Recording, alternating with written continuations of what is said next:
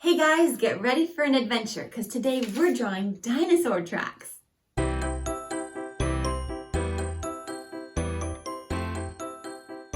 Okay, so I'm going to show you how to draw two different types of dinosaur prints, and they are based on the same basic shapes. So if you can do one, you'll definitely be able to do the other. So let's start with the more simple one.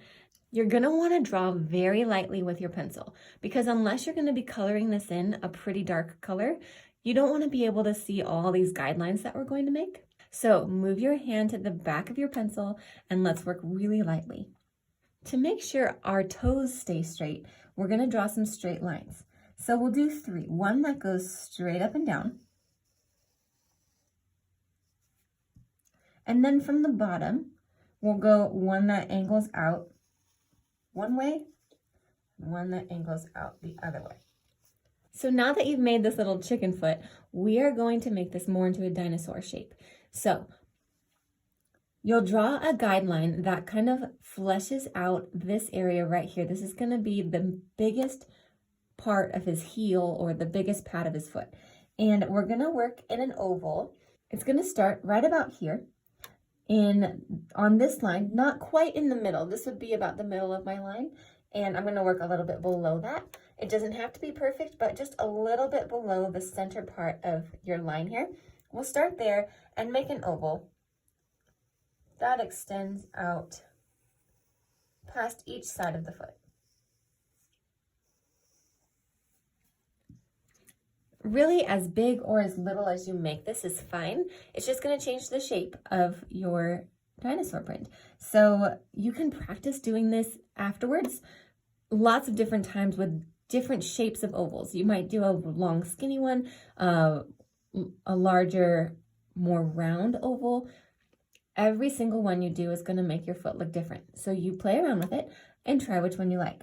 Whatever you ended up with on this first print is fine. Let's work with it. So right now I've got this pretty large oval here. And you'll notice that the tip of this chicken foot that we've drawn, the very tip of it is pretty much in the center of my oval. It doesn't have to be perfectly in the center, but if it is somewhere in the middle of that oval, as much in the center as possible, that's great. Now we're going to still work with these ovals here on each of these toes. These are going to be our toes. We have 3 dinosaur toes here. We're going to make long ovals that overlap each other. So here I'll put my pencil in the center of the space from the outer edge of the oval to the tip. So I'm going to split that area in half and put my pencil right there in the middle. That's going to be the top of this first oval. And I'm just going to make a long skinny oval that overlaps this center one just a little bit. Then bring your pencil up to the top of your line and draw another oval, the same shape, and make sure it overlaps your other oval so that you have crossing lines here and here. Okay, we're going to do the same thing on this line and on this line. We're going to make 2 ovals that overlap.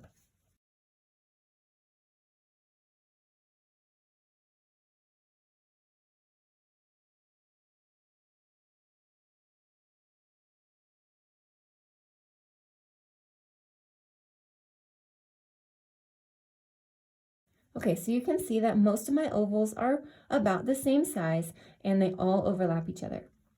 If you need more time to work, go ahead and pause here. Otherwise, we'll keep going.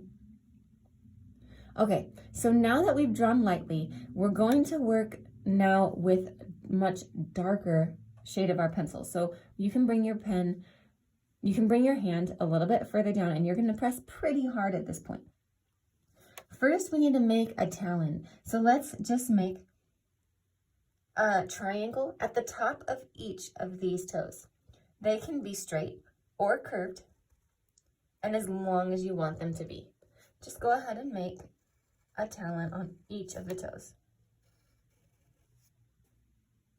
Now we're going to trace the outer edge of this footprint. It's pretty simple because all you have to do is trace along your ovals. However, you don't want your line to come in and have like a point like this. Do you see how there's like a point here?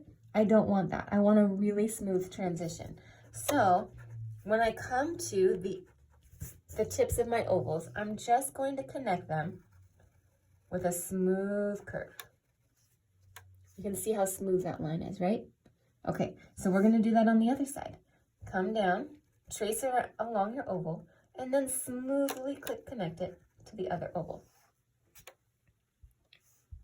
When you get down to the bottom part of the foot here, make a small U that curves smoothly back up to reach the other toe, and then just go ahead and complete the rest of these toes.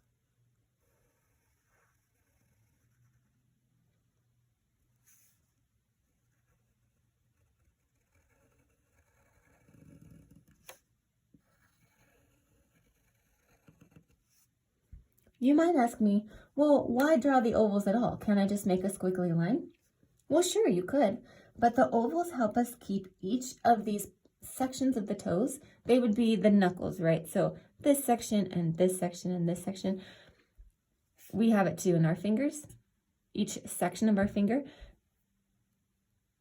To make each section of these dinosaur toes relatively equal and also round and a better shape in general.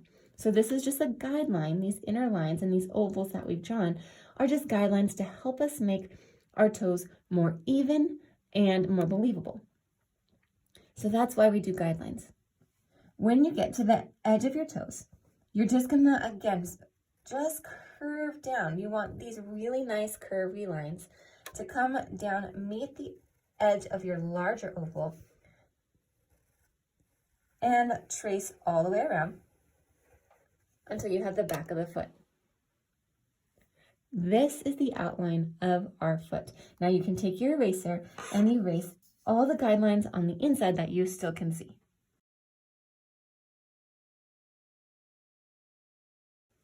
There you go, the outline of your dinosaur footprint.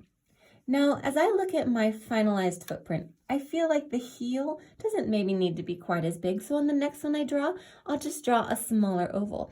Drawing is all about learning and experimenting, and so I might learn from here that I feel like the foot part is a little bit too big on this one. I'm going to try it differently next time. That's how you learn, and that's how you grow. I'm sure your footprint looks awesome, and it's going to look even better when we color it in, I promise. So let me show you one other way, one other footprint that you can do, and it's very similar, and then we'll go ahead and color them in and finish out this drawing class. So we're going to do the same basic 3 toes again, except that this time draw your center line a little bit longer, and then have your 3 toe lines so that these angled lines that come out, they're actually going to connect up here. Not quite at the bottom of that line. Because this time we're going to make a back toe, a rear toe for this dinosaur. We're going to circle the same. We're going to start a little bit below halfway up this line and do a nice little oval. This time mine's going to be a lot smaller. Try how that looks. And then we'll complete our toes with those same overlapping ovals that we did on the other one.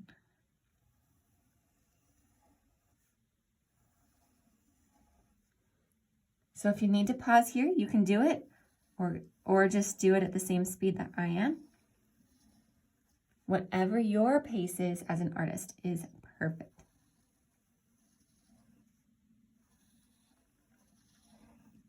So once you've got your 3 toes and all the ovals, we're also going to put just one overlapping oval down here along the bottom of this footprint. Let's add talons to each one of these toes. Now you'll have 4 of them this time.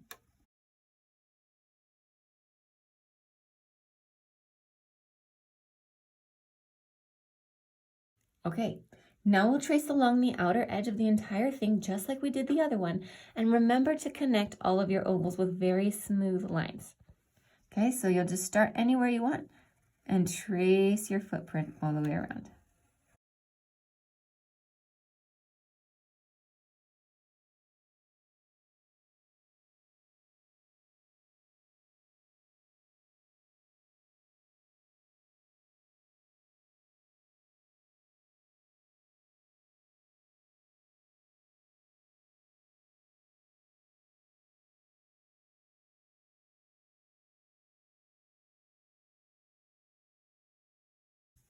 And when you're finished with that, just erase your guidelines.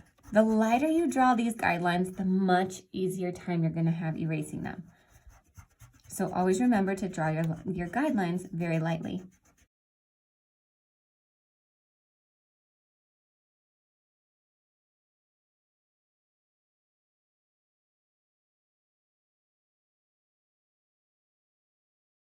Okay, now we've got 2 dinosaur footprints that we're gonna work with. So meet me in the bonus section and I'll show you just a couple quick tips on how to color it in.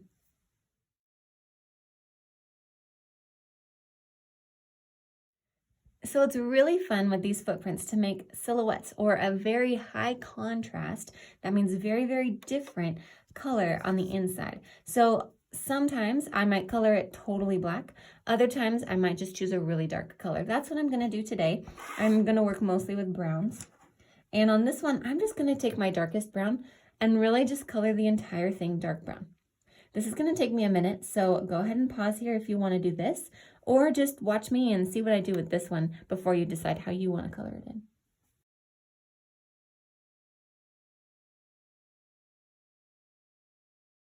Okay, so you see how nice and contrasty this is? It's very, very dark compared to the white paper. This would be really fun if you made small ones and you made a whole footprint trail. And it would just these dark footprints that went all across your paper. That'd be really fun to do and might be something you want to try soon. The other way you could color it is to make it look as if it's sunk deep into some mud or a fossil footprint that you might find somewhere. So that means you're going to need a couple different shades of brown. So I have like a tan and a medium brown and then a dark brown. So first take your dark brown and trace the entire thing and make sure that you've got a nice edge. If you choose to do it this way, you can use any color you want and the principle stays the same. You just need 3 different shades. I'm sticking with brown today because it represents the dirt or the fossil color that I might find in nature. But of course you can make it rainbow if you want. Okay, so I've outlined the entire thing. Now I'm gonna think if it's sunk down, there's definitely gonna be a raised edge. And so we can define that raised edge, that edge that goes up the hill, by just making that a little bit darker. I'll do anything that's on the right side, any line that's on the right side, I'll go ahead and darken that up and thicken it up just a little.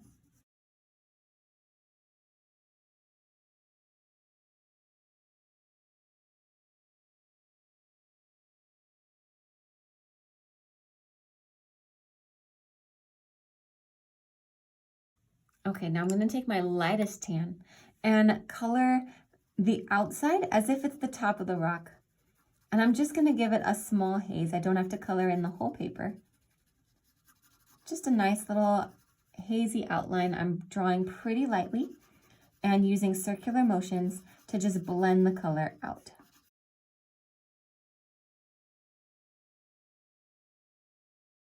You can see how lightly I'm pushing up here.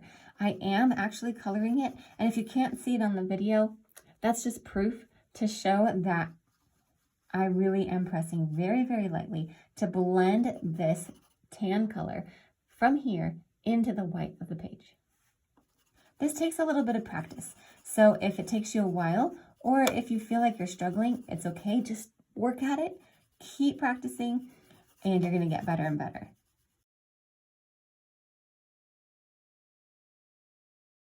Okay, now that I've established this color of the actual rock, I'm going to use my medium brown to shade in most of the inside, but especially where the dinosaur would have been the heaviest. So that would be in the center here, and then working its way up the toes, but not quite to the tip of the toes.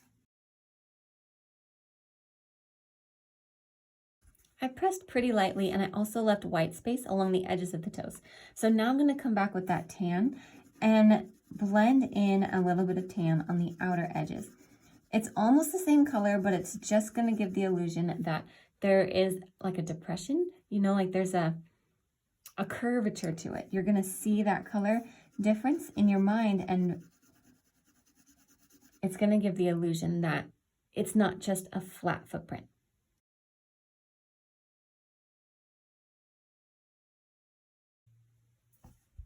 So whichever coloring option you chose, or if you choose to just color it in however you'd like and use lots of fun colors, it's up to you. But I wanted to give you a couple different tips. This one's really fun when you draw them small and do lots of them. And this one's more for a single footprint because it does take a little bit more time. So however you want to draw in your dinosaur footprints, you do that today. And don't forget to practice some other different types and see what you like better. Whatever style you chose for your dinosaur tracks, I'm sure it looks great. It's really fun to try different things and to practice because practice is how we get better, right? Well, make sure you subscribe so you know when the next drawing class comes out, and I'll see you next time in the drawing class.